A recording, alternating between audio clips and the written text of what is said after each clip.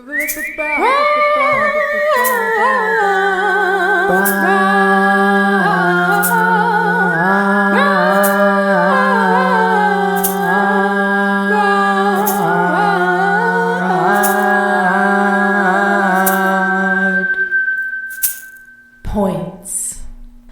G'day, mate. Welcome to another episode of the Broad Points Podcast. I am your host, the Broad That Points, the Broad with the Points. It's me, Tyler, the lady. And to start off this week's podcast, I'm going to tell you what I have written in my planner for the week, and that is, it's not the fundamental phrase, it's just a phrase that I am telling myself. Do it for you. Yeah, for you. You matter. Your thoughts, your opinions, your desires, your goals, they all matter to you. And you can't go pushing stuff on other people, right? Like your beliefs, your religions, whatever you want to call it. You can't just go pushing it on people. Oh, I feel like I can't keep mentioning my grandma and stuff like this, but she knows people who are like the prayer warriors, and they like go out and they like yell at you about like religion. That is not bringing anybody over to your side. And so if you look at that internal monologue, right? Because if we see it in the external world, it sure indeed is happening in that internal monologue to ourselves, which is maybe not so productive, right? Maybe we don't need to be doing that. We don't need to be putting ourselves down. We don't need to be putting ourselves off, right? Think about all the times that we're doing things for other people.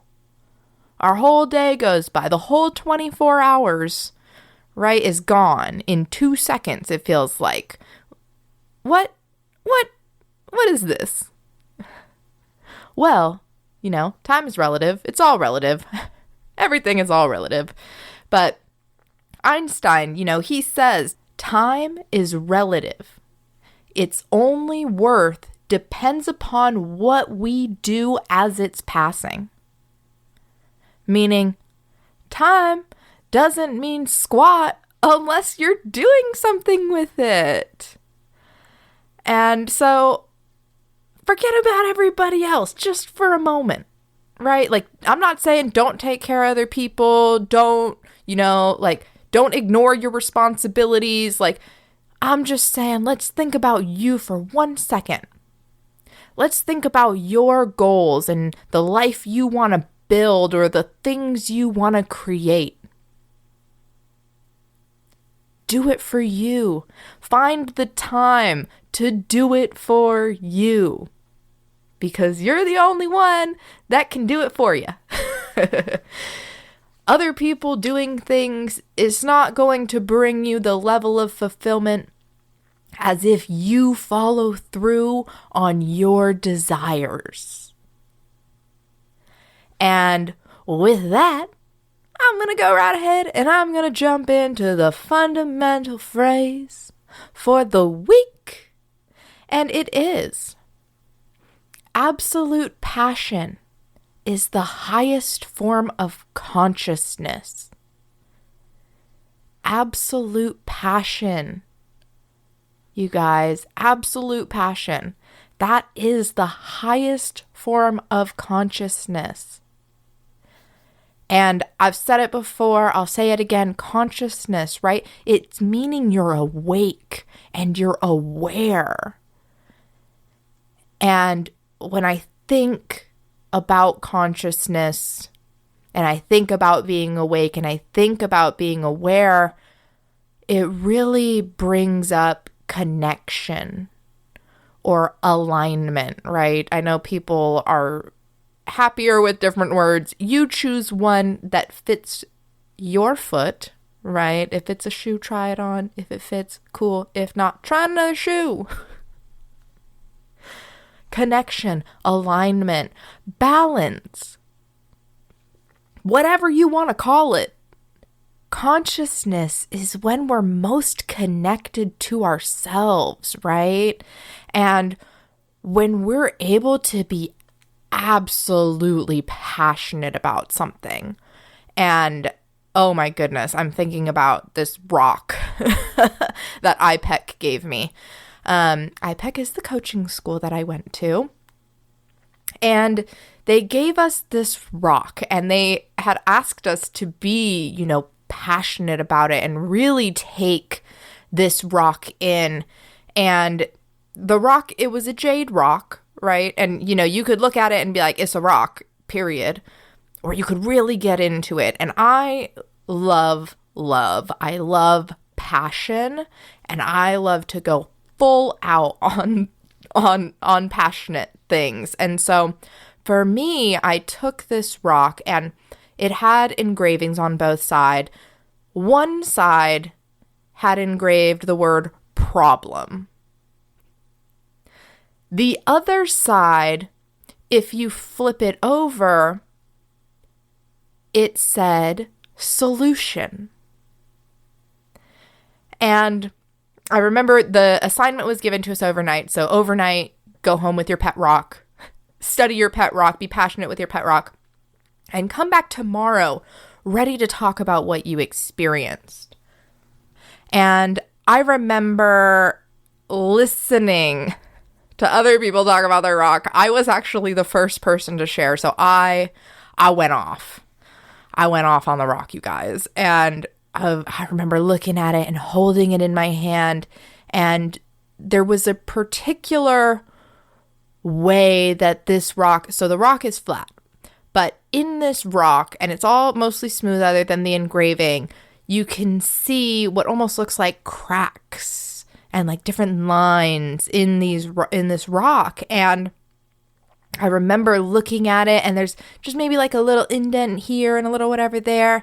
And I related so deeply to this rock that I had just pulled out of this box for this class. I felt so passionately about. I loved this rock.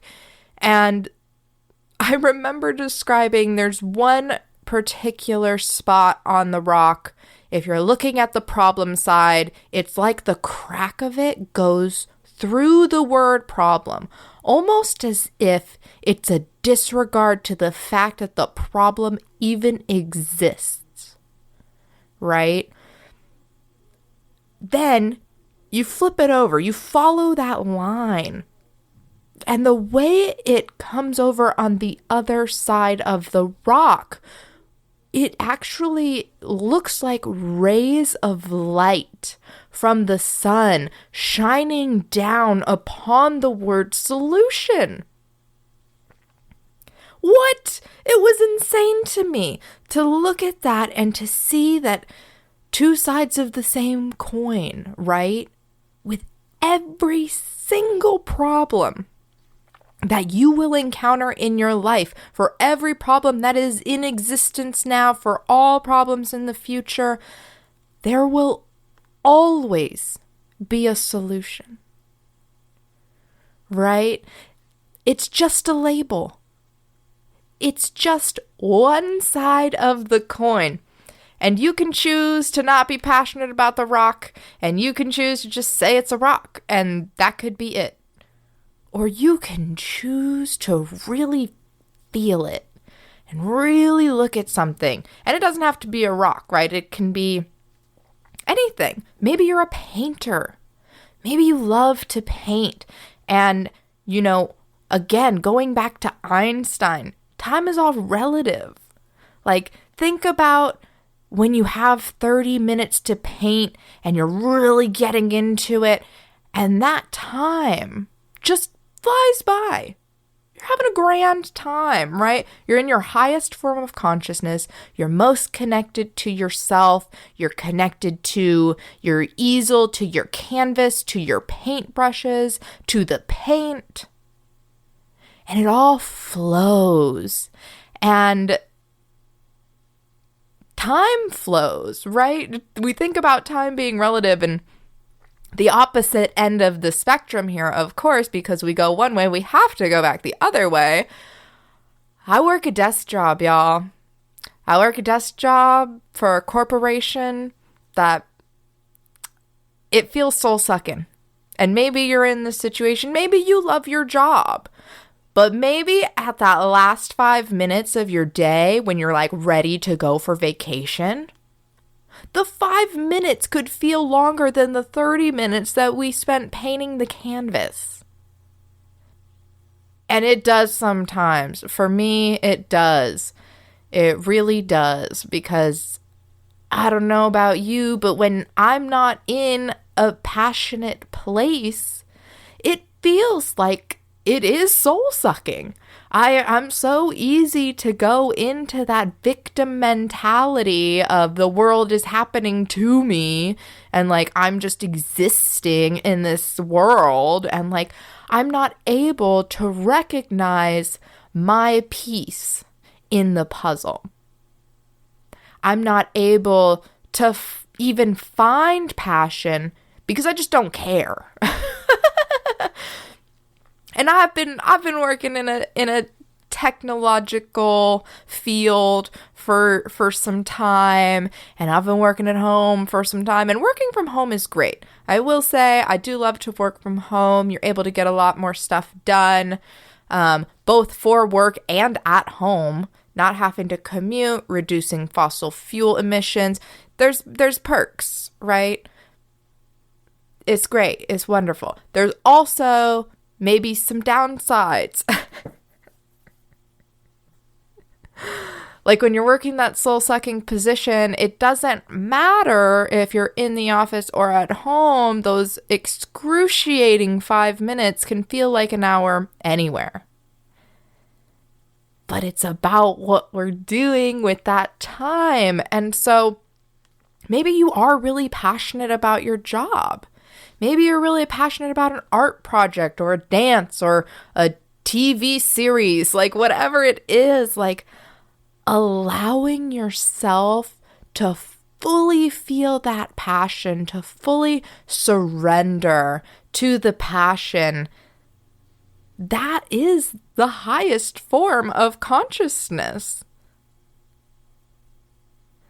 We're able to really be a strong proponent in our life. We're able to guide our carriage wherever we want it to go. We're able to make progress. And time again, I'll say, it's gonna be different for everyone. So eliminate the labels.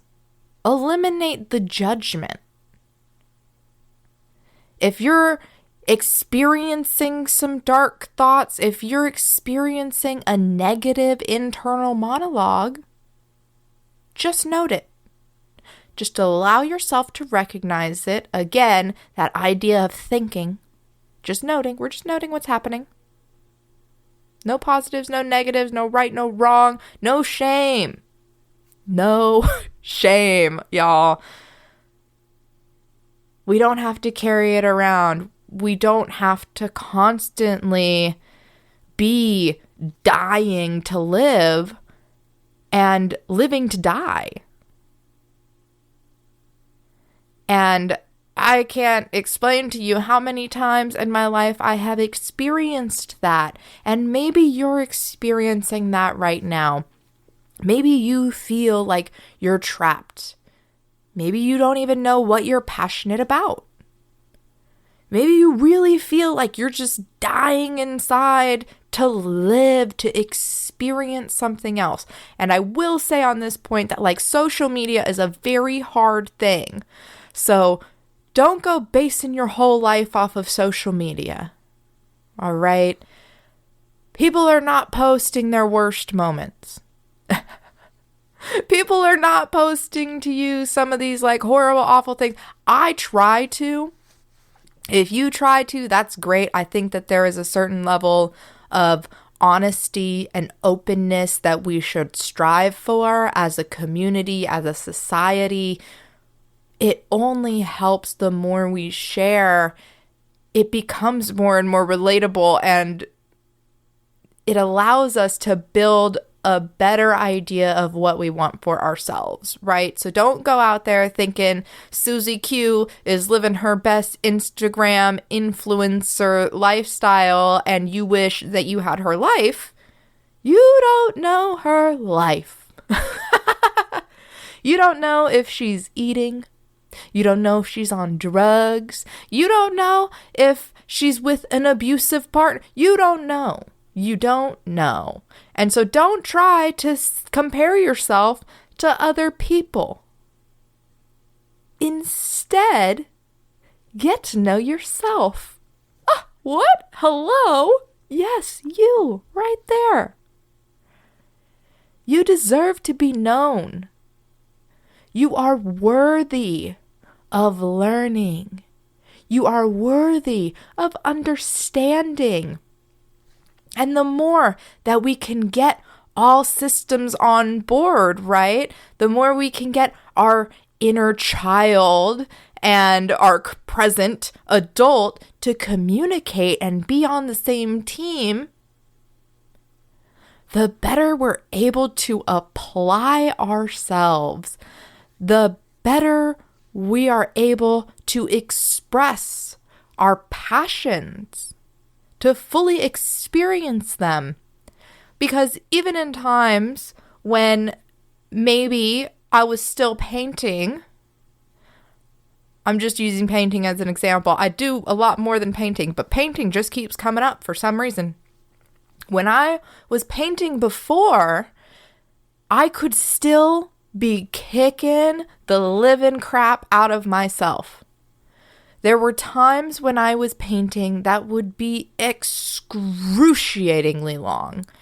It would be me trying to make these perfect lines and trying to get the perfect amount of paint and all of... There's no such thing as perfection. There's not. Even robots mess up. They run out of ink. An earthquake happens and there's a shake in your printer. Circumstances can be out of our control without us having to abandon all hope. We don't have to abandon all hope because we're in our 30s or we're in our 40s or we're in whatever age bracket we're in and we haven't figured it out. Guess what? There's no better time than right now. Right now. It's all we ever have, you guys. It really is right now. And I don't know about you, but personally, I would much rather live a passionate life. I would much rather try to understand myself, my systems, so that way I can fully participate in this game we call life. And you don't have to do it for anyone else, right? Do it for you. Find a harmonious relationship with time.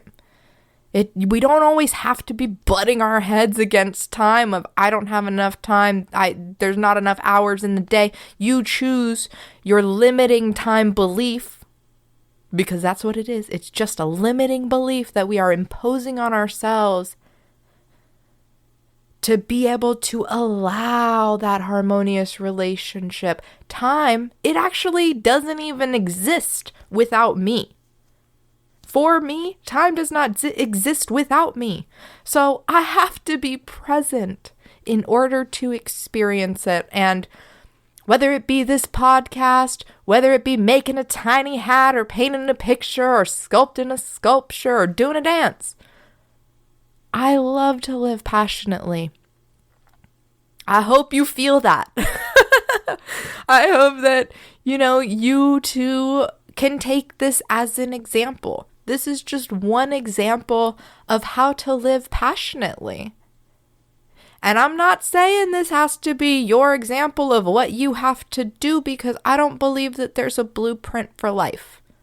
I don't believe that there's a checklist that you can check off all the boxes and be happy, because honestly, when I was in coaching school, there were a lot of people who I thought were very successful, and by current definitions of successful in society, they were successful, but they were also miserable. They wanted more. They wanted to understand more.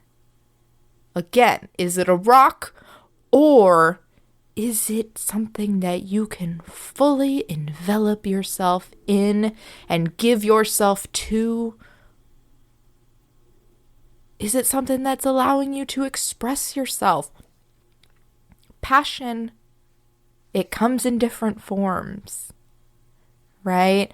And so, if you're passionate about this podcast, maybe you want to give us a rate, a review, a like, a subscribe even.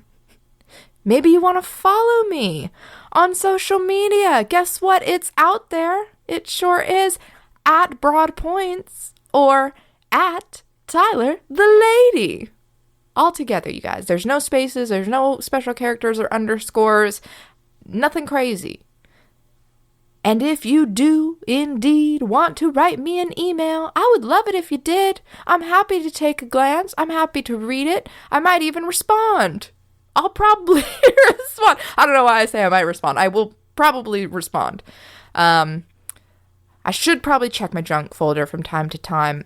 I'm doing what I can, you guys, one step at a time. Just like you. You're doing great. Keep up the good work. broadpointspodcast@gmail.com. And just one final time with the fundamental phrase for the week. Absolute passion is the highest form of consciousness.